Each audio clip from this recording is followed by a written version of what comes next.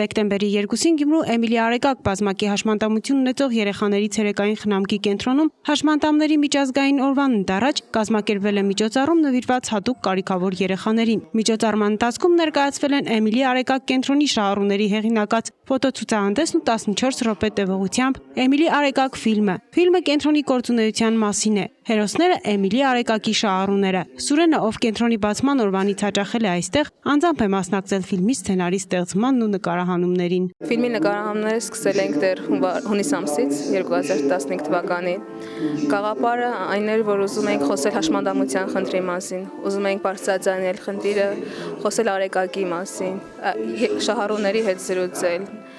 Ֆիլմում Սուրենն է խոսում, Արեգակի նախկին շահառուն,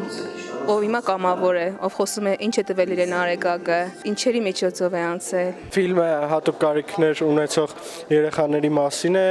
ովքեր կենտրոնը իրենց համար ծառայեց որպես մանկապարտեզ, այսինքն կենտրոնը չշեշտեց նրանց հաշվանդամությունը, ուղղակի կենտրոնը զբաղվեց նրանց կրթական ոլորտով, այսինքն կրթեց նրանց թե ֆիզիկապես, թե գիտելիքներ տվեց եւ թե հոգեպես կրթեց նրանց եւ հիմա գրեթե 8 տարի հետո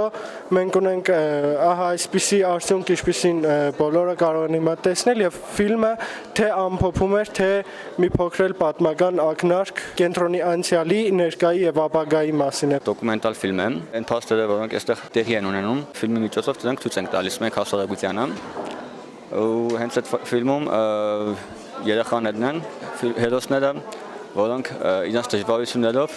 իրենց երազանքներով եւ իրենց երազանքների իրականացումով ֆիլմում հանդես են գալիս։ Ֆիլմի նկարահանման process-ի ընթացքում ֆիլմի ռեժիսորի մոտ հղացավ մի գաղափար, որն է հենց երեխաները նկարահան իրենց ֆոտոները, իրենց պատկերացրած աշխարհը եւ հիմա արդեն իրենց ֆոտոները կախված են